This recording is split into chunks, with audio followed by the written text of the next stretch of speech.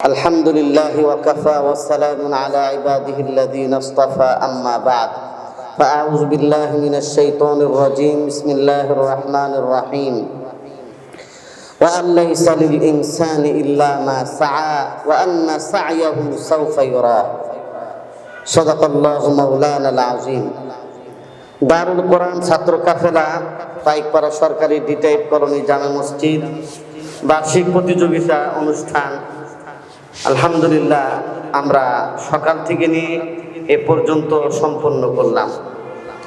অত্যন্ত সুন্দরভাবে আমাদের এই প্রতিযোগিতা সম্পন্ন হয়েছে। যারা এই প্রতিযোগিতা বাস্তবায়নের ক্ষেত্রে সহযোগিতা করেছেন আমরা তাদেরকে আন্তরিকভাবে মোবারকবাদ জানাই, ধন্যবাদ জানাই। তবে আমি অল্প সময়ে এশার পর থেকে নিয়ে পর্যন্ত, এশার আগেও কিছু সময় ছিলাম, প্রতিযোগিতায় অংশগ্রহণ করে যতটুকু আমি দেখলাম যে আমাদের ছাত্ররা যতটুকু তারা প্রস্তুতি নেওয়া দরকার তাদের সেই প্রস্তুতি সম্পন্ন হয় নাই। তাদেরকে প্রায় 1 মাস আগে থেকেই বলা হচ্ছে যে হাম, নাচ, কেরাত, গজল এবং বিভিন্ন ধরনের সাংস্কৃতিক অনুষ্ঠান হবে, এ ব্যাপারে আমরা বলে আসতেছিলাম।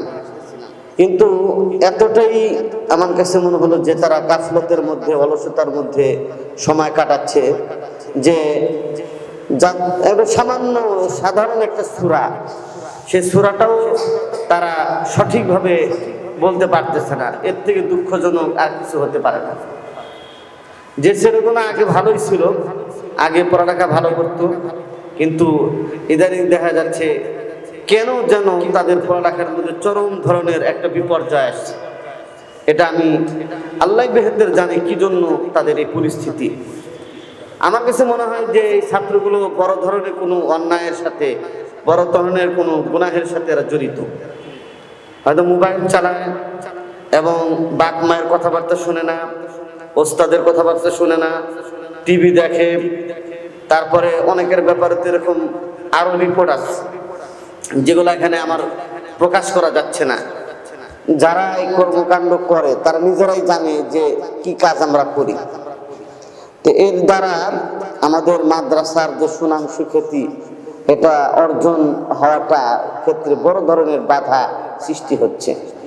এই জন্য আমি ছাত্র ভাইদেরকে উদাত্ত আহ্বান জানাবো যে তোমাদের এই জীবনটা মাত্র শুরু হয়েছে, জীবনের মাত্র সূচনা। এই সূচনাতে যদি তোমরা ভালো করতে পারো তাহলে তোমরা আগামী দিনে ভালো করতে পারবে।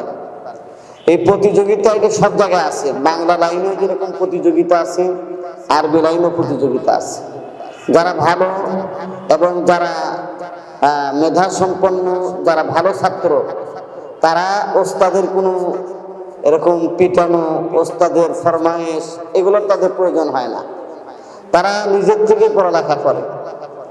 ওস্তাদ সবসময় তার উপর ব্যাগ ধরে রাখবে, ব্যত্রাঘাত করবে, তাকে কানে ধরে ওঠা বসাবে, তারপরে তার গার্জিয়ানের কাছে অভিযোগ দিবে, তারপরে সে এরকম লেখাপড়া করবে, এরকম না বিষয়টা।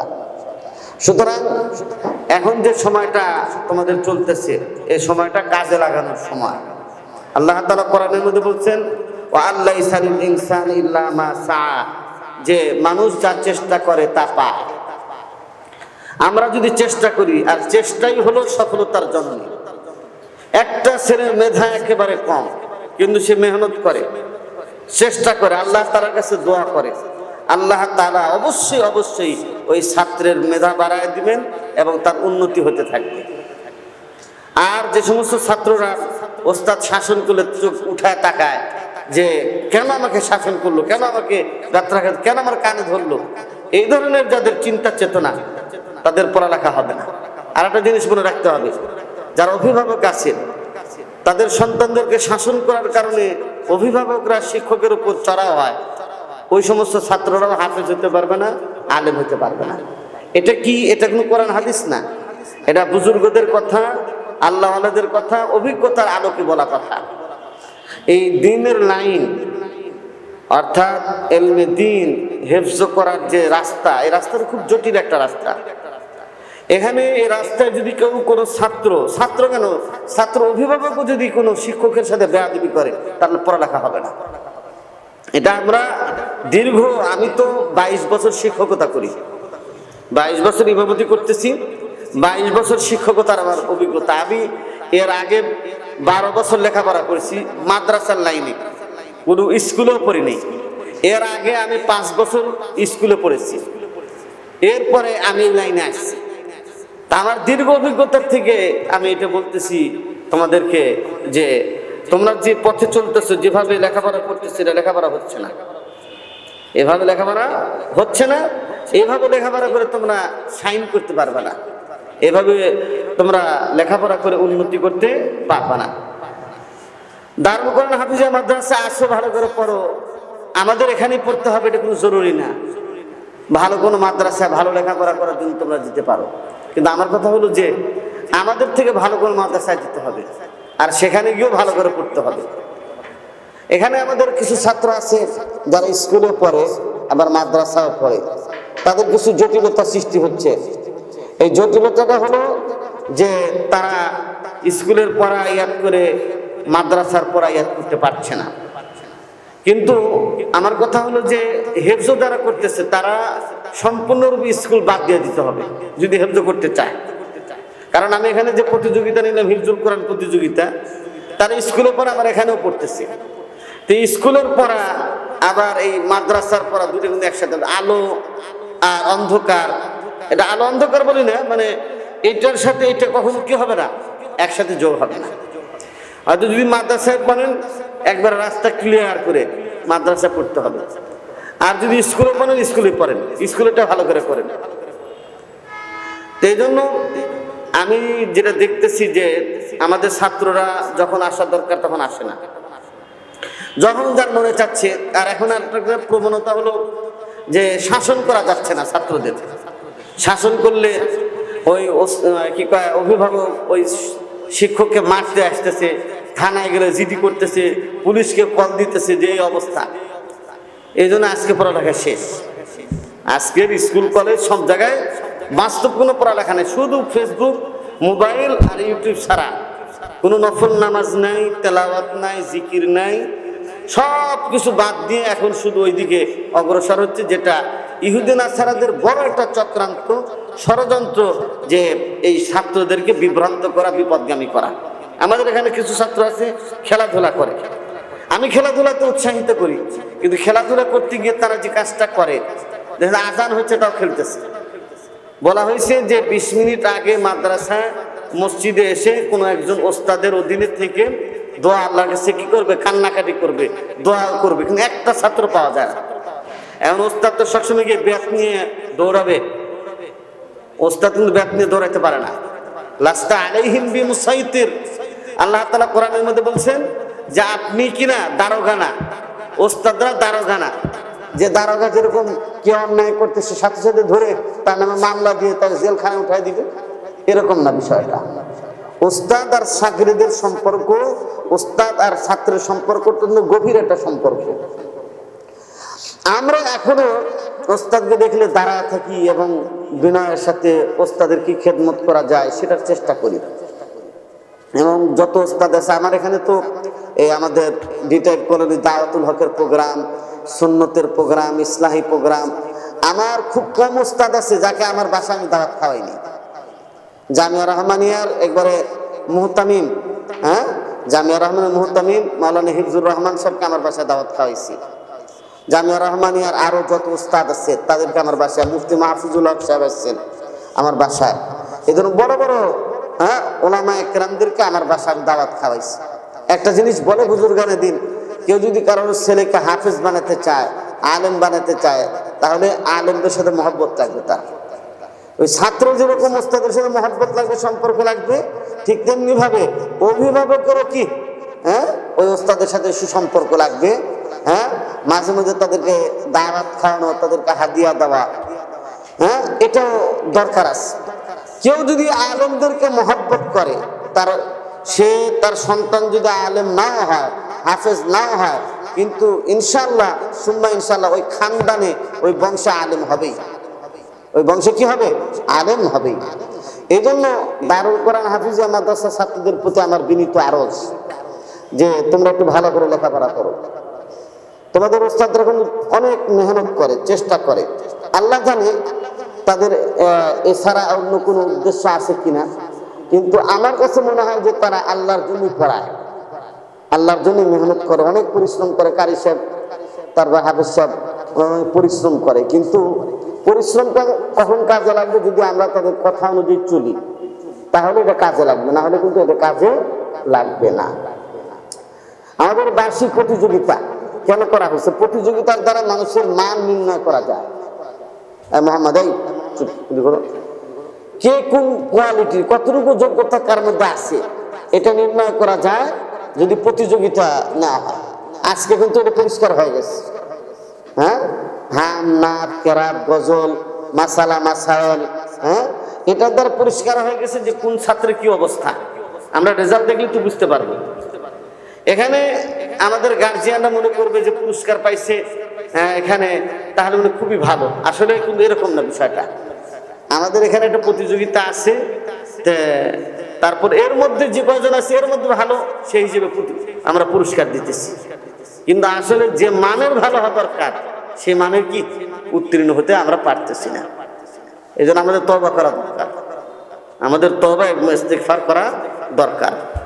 আমি আজকে গিয়েছিলাম মার্কাজুল ফিকরিল ইসলামী, ইসলামিক রিসার্চ সেন্টার বসুন্ধরা। ওখানে কয়েকটা মাদ্রাসা আছে, মুফতি আব্দুর রহমান রহমতুল্লাহ আলাই, ওনার মাদ্রাসা আমি গিয়েছিলাম একটা বিশেষ কারণে, একটা কাজে। সেখানে গিয়ে দেখলাম ছাত্রদের মধ্যে এত শৃঙ্খলা। একটা যেখানে গেলাম, যেটা সবচেয়ে বড় বসুন্ধরা রিভারভিউর মধ্যে সবচেয়ে বড় মসজিদ হচ্ছে মুফতি আব্দুর রহমান রহমতুল্লাহ আলাই মসজিদ। একজন আলেমের নামে কি হতেছে, বসুন্ধরা গ্রুপের মালিক একটা মসজিদ বানায় দিচ্ছে বিশাল আকারে, যার মধ্যে প্রায় 30 থেকে 40 হাজার লোক একসাথে নামাজ পড়তে পারে, এত বড় মসজিদ। সেখানে ছাত্রদের দেখলাম এত আদব কায়দা, এত এবং লাইন ধরে যাওয়া। আমি এখানে লাইন ধরে উঠাতে গিয়ে আমাদের ওস্তাদরা হিমশিম খাইছি, কোথায় শোনে না, একে বলে যে ডান দিকে যায়, যে বাম দিকে, কি অবস্থা।